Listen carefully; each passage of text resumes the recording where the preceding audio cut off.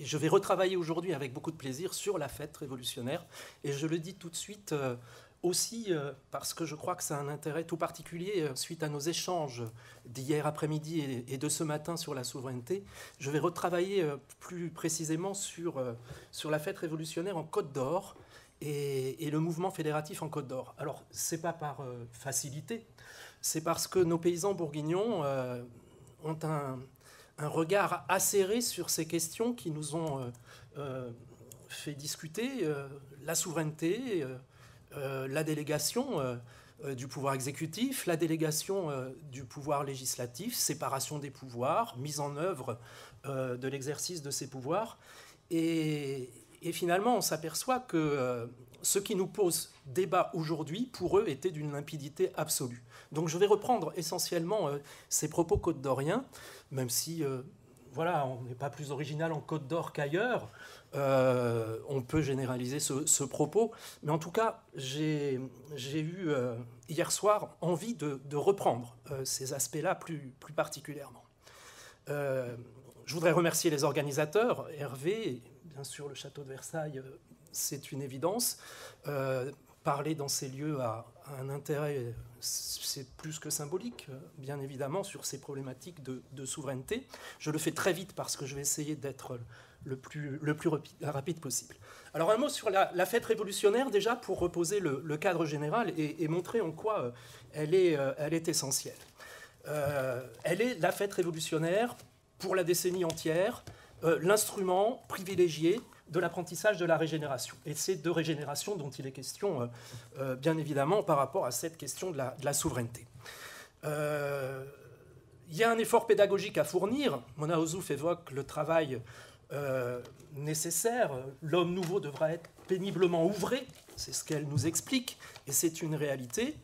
On ne peut pas renaître en un instant, effectivement, et pour toujours à la vie heureuse. Il y a un travail à faire, avec des sujets, on ne fait pas des citoyens, en tout cas pas instantanément, et c'est tout l'intérêt de la fête révolutionnaire. Pour notre période, au tout début de la décennie révolutionnaire, il est évident que la fête révolutionnaire se cherche encore. Il y a peu d'exemples. Les fédérations, les confédérations sont une première étape, mais une première étape qui est véritablement payante, qui marque les esprits. Et qui va servir effectivement à ce que l'on retrouve dans tous les textes consacrés à l'instruction et à l'éducation, faire que l'on retrouve systématiquement des références à la fête comme instrument pédagogique privilégié. C'est tellement pertinent, la fête révolutionnaire, même au moment de la fédération, que beaucoup se méfient de cet instrument.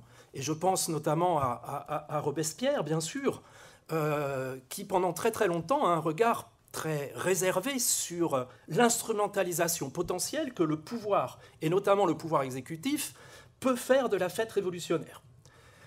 Mais c'est parce que ça marche bien qu'on se méfie. Ça, c'est une évidence. Il faudra effectivement que le temps passe pour que, à partir du moment où il se saisit des propositions de Lepelletier de Saint-Fargeau, dont on a parlé hier, son regard évolue à la fois sur l'instruction et à la fois sur la question de la fête. Mais c'est vrai, hein, c'est le plus vaste moyen d'instruction publique, comme l'évoque Donoux, lorsqu'il va rapporter sur la loi du 3 Brumaire en 4, celle qui institue toutes les fêtes révolutionnaires du directoire. Alors pourquoi la fête est pertinente ? Très rapidement, en quelques mots, parce qu'elle reprend tous les éléments structurants de la société, et donc de la régénération.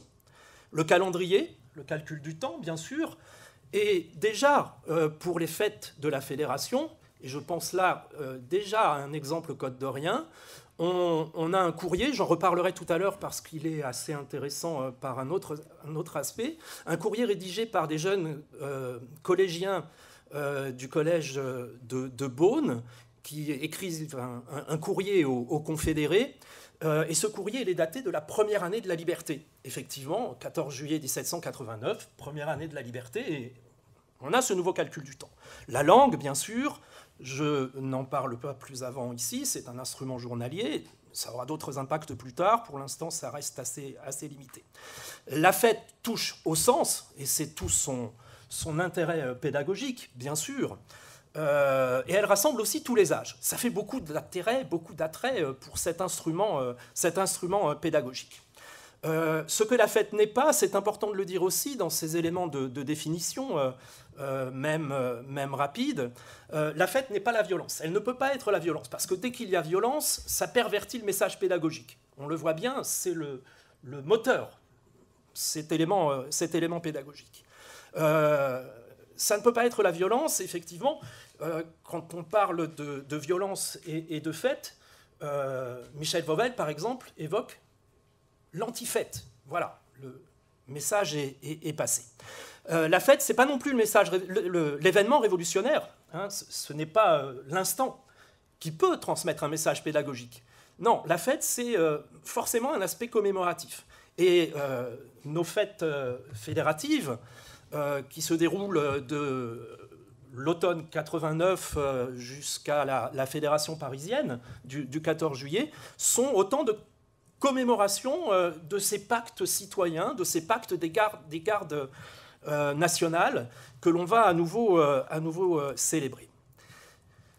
Elle commence effectivement, elle célèbre ce commencement déjà réalisé. Et la fête va charrier des messages qui montrent ce qu'est la régénération. C'est tout son intérêt. C'est assez simple et systématique. Hein. On a souvent deux axes qui sont proposés. Premier axe, une lecture de l'Ancien Régime, de l'Ancien Monde, et ensuite, une fois que l'on a déconstruit l'Ancien Régime, on va proposer une lecture du Nouveau Régime. Ça se passe souvent de cette façon-là. C'est effectivement ce que l'on retrouve le plus systématiquement. Mona Ozouf encore elle, forcément, sur la question de la fête. Le monde ancien est donc replongé dans les ténèbres au moment exact où se montre l'éclatante nouveauté.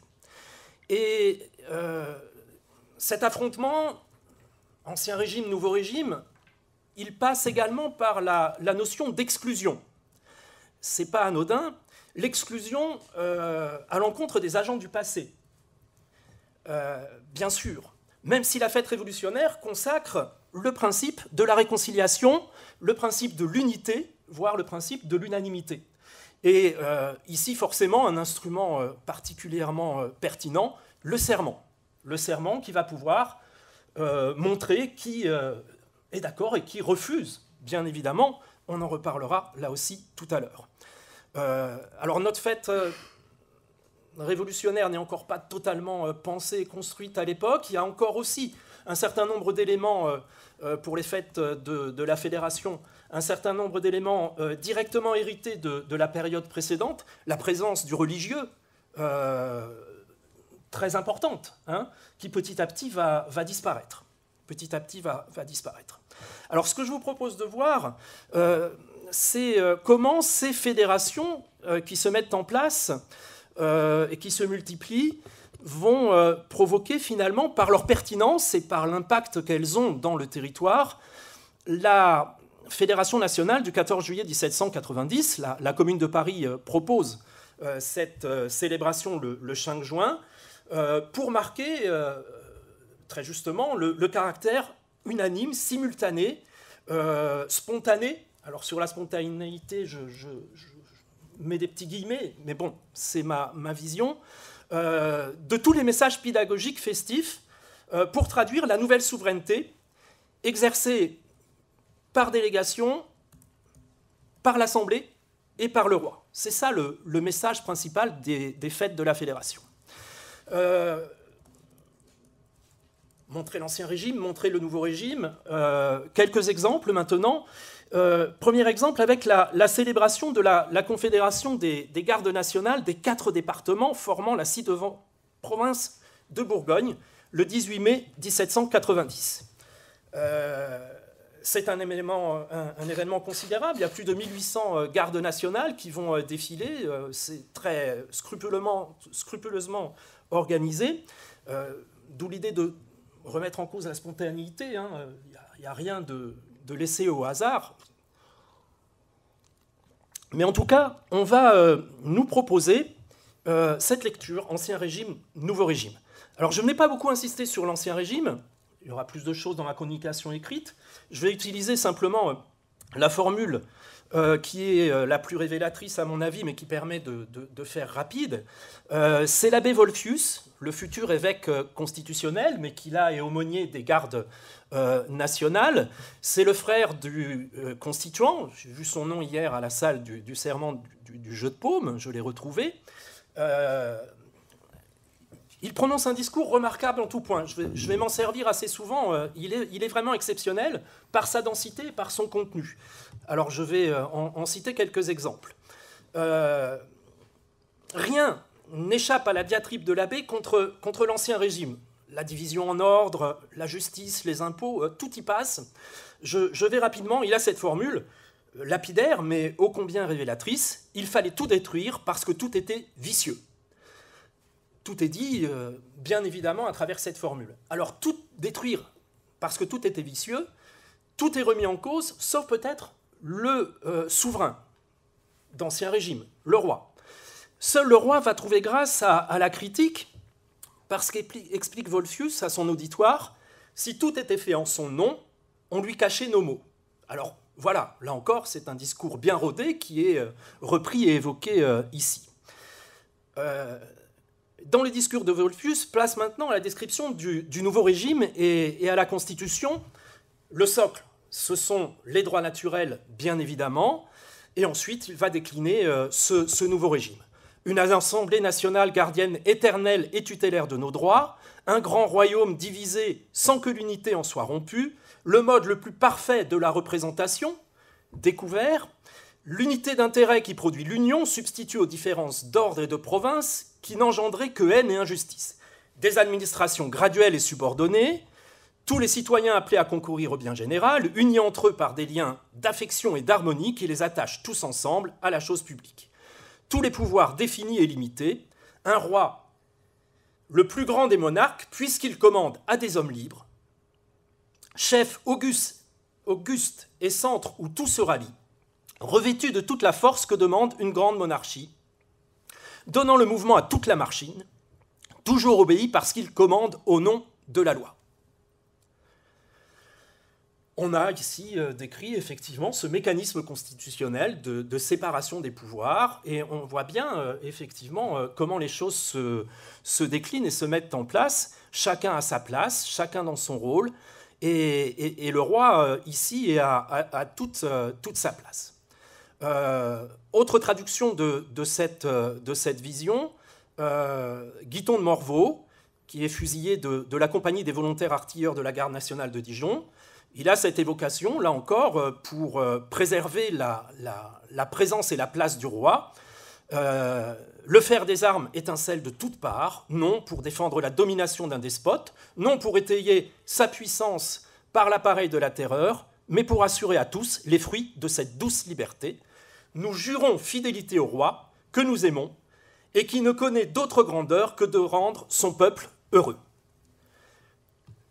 Autre acteur important, effectivement, de ce temps particulier qu'est la cérémonie du 18 mai à Dijon, le général qui commande les troupes confédérées, qui a été élu quelques jours auparavant. Il s'agit de Monsieur de Buffon, le fils du naturaliste, qui est colonel de la garde de Montbard. Et lui, il va insister sur le serment qui doit être prononcé. Maintenir de tout notre pouvoir la constitution du royaume, être fidèle à la nation, à la loi et au roi. Pour être plus clair encore, il continue. Exécuter et faire exécuter les décrets de l'Assemblée nationale sanctionnés ou acceptés par le roi. Nous jurons de respecter et faire respecter la liberté publique et la liberté individuelle des citoyens, de garantir les propriétés légitimes et reconnues comme telles par les décrets de l'Assemblée nationale, d'assurer la perception de l'impôt légalement établi, la libre circulation des subsistances à l'intérieur du royaume, de maintenir partout où nous serons appelés l'ordre et la paix, d'y employer la force de nos armes lorsque nous en serons requis conformément à la loi. Et on le voit bien, la loi et la Constitution est au cœur de ses préoccupations. C'est ce qui est mis en exergue. Et d'ailleurs, les propos suivants du général le confirment.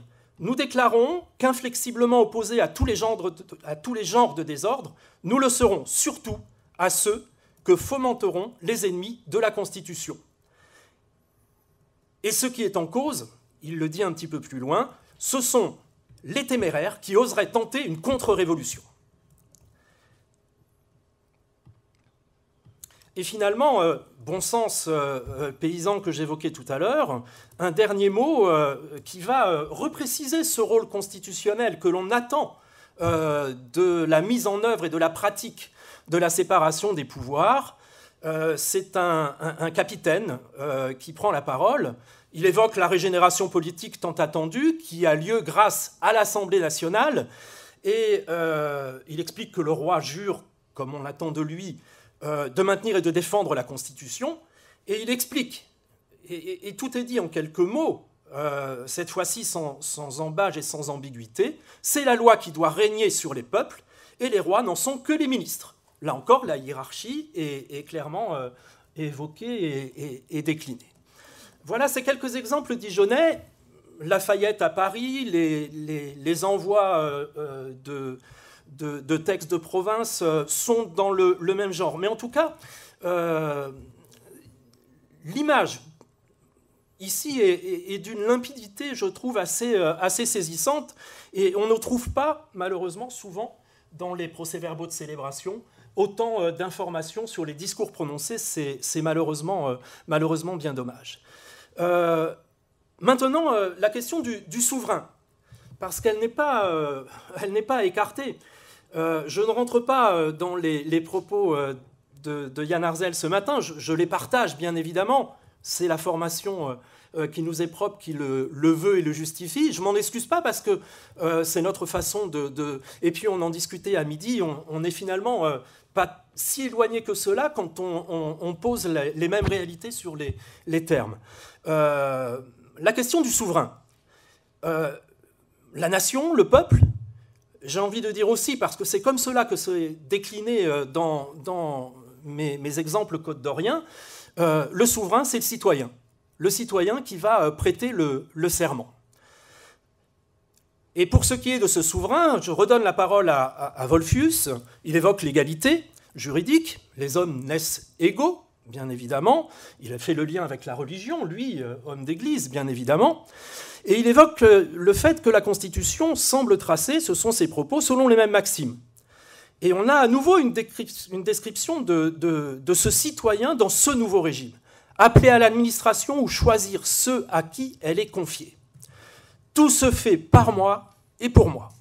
Les contributions, ce prix dont j'achète le bonheur, la tranquillité que la société me procure, cette dette honorable et sacrée du citoyen, c'est moi qui les décrète et qui en surveille l'emploi.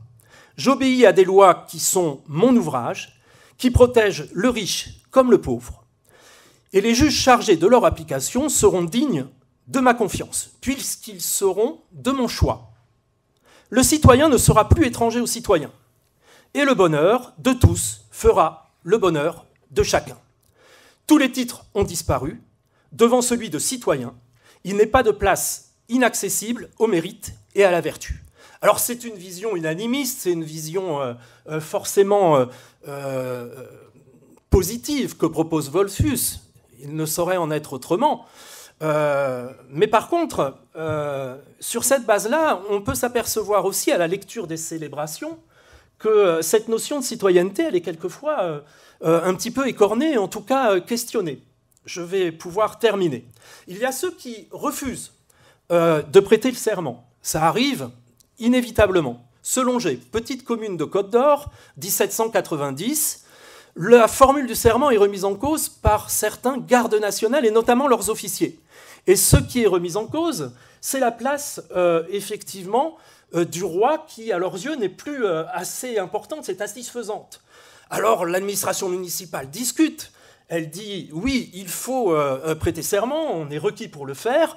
Ils arrivent avec conviction à faire prêter le serment au régiment.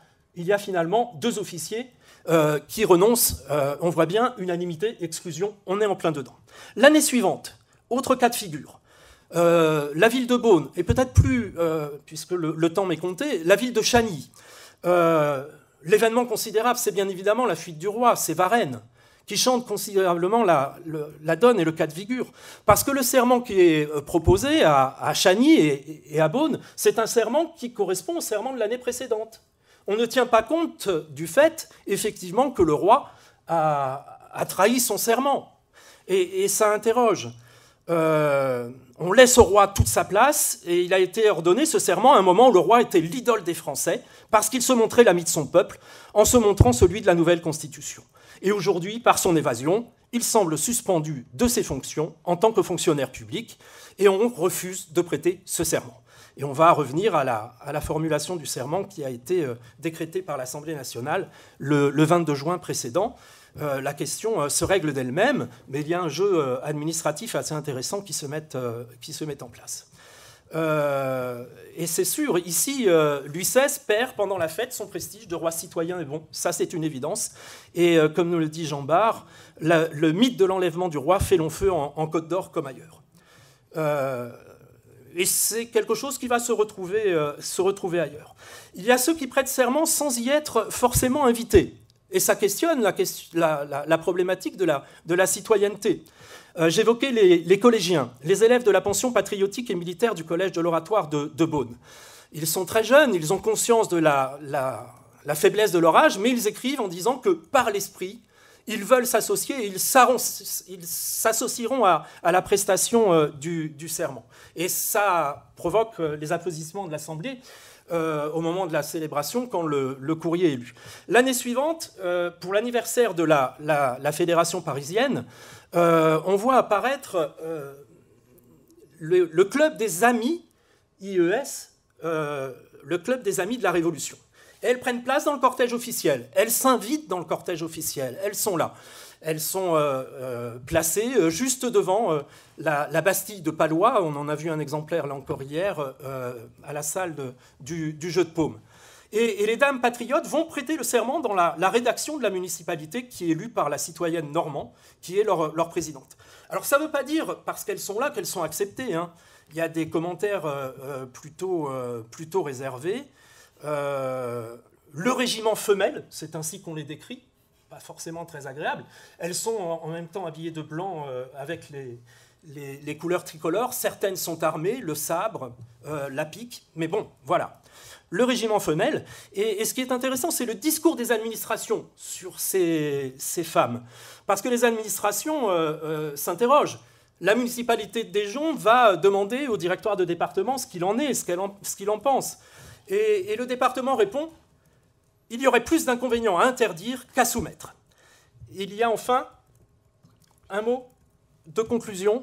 Il y a enfin, oui, ça va, une pétition de 12 citoyens dijonnais, on est toujours en 1791, qui remet en cause ce que l'on évoquait ce matin, l'idée et la conception que l'on se fait de la garde nationale, en réservant la prestation des serments, en réservant cette prestation simplement aux citoyens actifs, ce qui n'est pas prévu d'ailleurs dans les textes de l'Assemblée.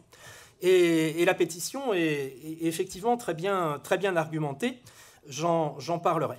Alors on le voit, sur cette question de la souveraineté, je m'arrêterai là-dessus, on évoque souvent pour la Fédération, pour cette période censitaire, alors je m'excuse du terme, j'entends ce qui a été dit ce matin et je le partage, mais bon voilà, on parle souvent de notion de fait offerte. Mais on s'aperçoit que là, on va bien au-delà de la fête offerte. Et je redis simplement, pour terminer, que finalement, à travers cette lecture que nous offre de la régénération de la souveraineté, l'exemple du département de la Côte d'Or, mais c'est vrai presque partout ailleurs, on est confronté à une lecture de la répartition des rôles des différents pouvoirs qui correspondent très exactement à ce que écrira noir sur blanc le constituant en 1791 dans le texte constitutionnel. C'est d'une limpidité absolue. Alors j'ai été trop long, je m'en excuse. Merci. Merci.